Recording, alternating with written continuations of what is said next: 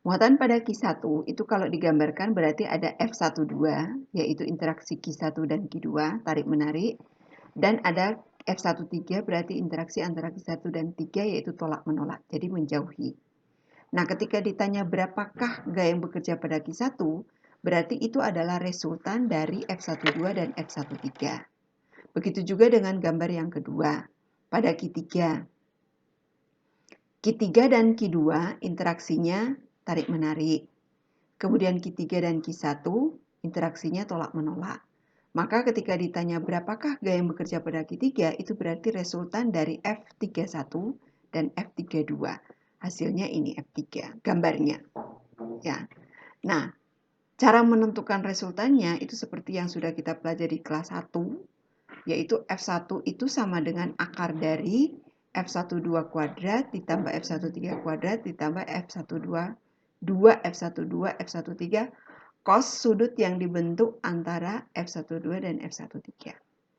Berarti dengan cara yang sama kalau kita mau cari F3, F3 sama dengan akar dari F13 kuadrat ditambah F23 kuadrat ditambah 2F13, F23 cos sudut antara F13 dan F23. Jadi secara vektor. Nah, ini sebagai contoh soal. Contohnya ada 3 muatan. Q1, Q2, Q3. Q1 positif, Q2 dan Q3 negatif. Nah, berarti kalau kita ini pertanyaannya besar resultan gaya kolom pada Q1. Berarti kalau kita gambar Q1, ini tarik-menarik, ini gayanya F12, ini F13. Berarti resultannya di sini. Di sini. Nah, F12 itu dihitung K Q1 Q2 per R12 kuadrat. Nilai K 9 kali 10 pangkat 9. Kali muatannya 1 kali 2. Ini mikrokolom itu dalam kolom berarti dibuat 10 pangkat minus 6. Ini kali 10 pangkat minus 6 kali 10 pangkat minus 6. Berarti kali 10 pangkat minus 12. Kemudian karena ini dalam sentimeter, berarti ini dibuat ke meter. Hasilnya 18 kali 10 pangkat 11. 9 kali 10 pangkat 9 kali 1 kali 2 kali 10 pangkat min 12. Kemudian ini kali 10 pangkat sekian. Nah, ini sebagai contoh. Nah, di sini gaya kolom memiliki kemiripan dengan gaya gravitasi. Dulu semester 3 atau semester 2 kalian sudah mempelajari tentang gaya gravitasi. Pada gaya gravitasi muncul karena adanya entitas massa. Entitas itu adalah satuan yang berwujud. Jadi karena adanya satuan yang berwujud massa. Sedangkan pada gaya kolom itu karena adanya satuan yang berwujud listrik. Baik gaya gravitasi maupun gaya kolom keduanya berbanding terbalik dengan jarak kuadrat antara kedua satuan yang berwujud. Jika gaya ini muncul pada dua benda, maka gaya gravitasinya jauh lebih kecil dari gaya kolom. Maka ketika ada dua benda, itu yang kita hitung gaya listriknya saja. Ya, karena massa untuk satu muatan itu ordernya sekitar 10, misalnya muatan positif itu 10 pangkat minus 27 kg. Jadi cukup kecil. Nah, bagaimana kalau muatan-muatan itu tidak berada di udara tapi berada pada bahan? Ketika berada pada bahan, maka gaya kolomnya akan berubah tergantung berapa besarnya permitivitas bahan. Permitivitas bahan itu sama dengan permitivitas relatif dikali dengan permitivitas di udara. Jadi yang diketahui permitivitas pada bahan itu hanya berapa kalinya permitivitas pada udara atau pada hampa udara. Nah, sehingga ketika kita masukkan pada bahan, persamaan untuk gaya kolom itu sama dengan 1/4 pi epsilon kali dengan Q1 F vakum ini ya. Jadi ini F bahan sama dengan 1/4 epsilon R kali dengan F pada ruang hampa udara atau di udara. Nah, demikian untuk gaya listrik. Sekarang saya akan masuk pada medan listrik. Seperti halnya gaya listrik, medan listrik ini juga adalah besaran vektor. Jadi untuk menentukan resultannya itu kita harus menggambarkannya. Nah, cara penggambaran medan listrik ini sedikit berbeda dengan gaya listrik. Karena kalau pada gaya listrik muatannya 2, sementara pada medan listrik ini adalah ruang di sekitar suatu muatan. Berarti muatannya hanya 1. Nah, kalau misalnya pada ruangan itu ada 3 muatan, berarti medan listriknya ada 3 dari masing-masing muatan. Nah, cara penggambaran medan listrik, ini ya, cara penggambaran medan listrik, ketika muatannya negatif, itu arah medan listriknya menuju ke muatan. Jadi kalau ini titik A, saya mau gambar kemana arah medan listrik pada titik A, maka arahnya menuju ke muatan. Kemudian kalau misalnya di sini ada muatan positif, saya mau gambar medan listrik di titik P, berarti muatan listrik itu arahnya menjauhi muatan. Jadi E-nya menjauhi.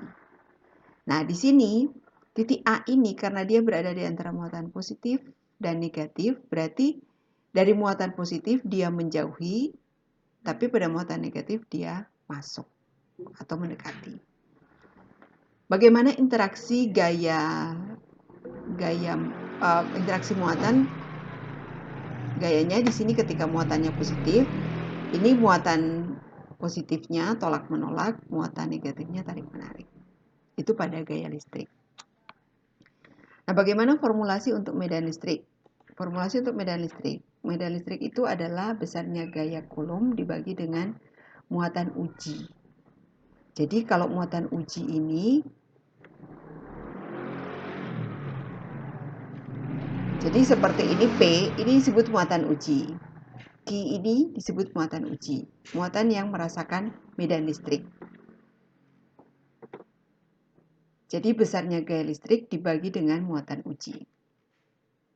Nah, karena F tadi sama dengan K Q1 Q2 per R kuadrat, berarti kalau saya bagi dengan Q salah satunya muatan uji, maka yang tersisa Q-nya tinggal 1, yaitu K Q per R kuadrat. Jadi ketika menghitung medan listrik, itu kita hanya melihat pada satu muatan. Ya, karena persamaannya muatannya hanya 1. Nah, vektor kuantum medan listrik untuk muatan sumber positif menjauhi, sedangkan untuk muatan negatif mendekati. Kemudian, vektor medan listrik memiliki garis kerja sepanjang garis hubung antara medan listrik dengan vektornya. Gambar arah medan listrik tadi sudah saya katakan, ketika muatannya positif itu menjauhi, ketika muatannya negatif itu mendekati. Jadi kalau ini muatannya positif, muatan sumber, maka di sini muatan ujinya tidak perlu tahu jenisnya, yang penting tahu adalah muatan sumbernya. Itu muatan karena ini positif, maka E-nya menjauhi. Ini positif, E-nya menjauhi, ini negatif, E-nya mendekati, E negatif mendekati. Karena di sini saya menggambarkan juga F, berarti muatan uji yang hijau ini bisa kita tebak ini jenisnya apa. Karena ini arahnya mendekati, berarti ini muatannya apa? Negatif. Ini menjauhi, berarti ini muatannya positif. Ini tarik-menarik, berarti positif, dan ini negatif.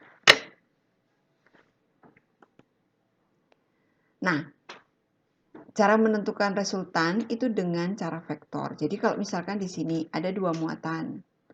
Muatan Q1 negatif, Q2 positif. Kemudian ditanya, bagaimanakah arah medan listrik di titik C? Di titik C itu kita melihat, berarti C ini adalah muatan uji. Sedangkan Q1 dan Q2 adalah muatan sumber.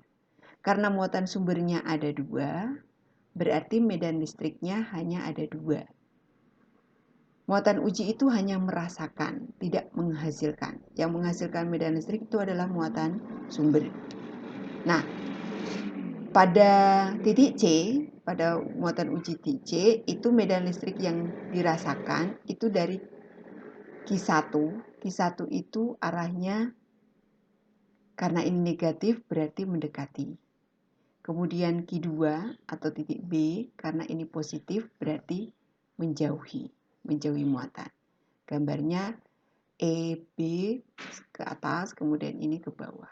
Nah, resultannya itu adalah E yang di C. Resultannya berarti hasil dari EA dan EB.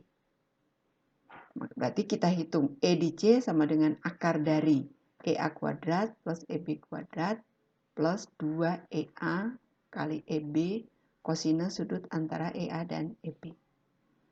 Nah, bagaimana kalau muatan ABC-nya letaknya segaris? Ini A positif, B positif, C positif. Ketika ditanya medan listrik di muatan C, berarti C ini jadi muatan uji. Sekali lagi, kalau muatan uji dia tidak menghasilkan medan listrik. Berarti yang menghasilkan medan listrik itu adalah A dan B. Untuk muatan A karena positif, berarti medan listriknya menjauhi muatan A. Sedangkan B positif juga menjauhi. Jadi resultan di C itu adalah EA plus EB. Sebenarnya ini kalau kita pakaikan rumus kosinus juga bisa. Berarti akar dari EA kuadrat plus EB kuadrat plus 2EA kali EB kosinus sudut antara EA dan EB.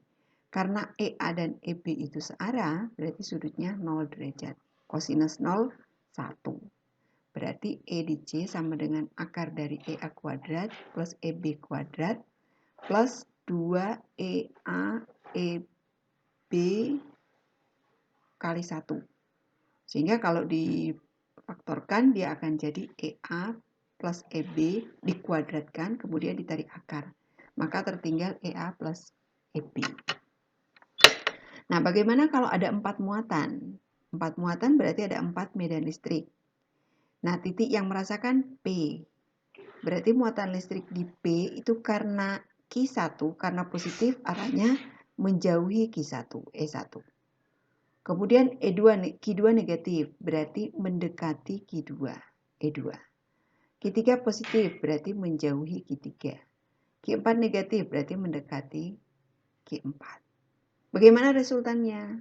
Ini kalau dilihat persegi berarti sama sisi, berarti sudut ini antara E1 dan E2 90, begitu juga ini 90, semuanya 90, berarti bisa kita letakkan secara vertikal horizontal, dibuat tegak lurus, berarti E1 dikurangi E3, atau E3 kurangi E1, E2 kurangi E4.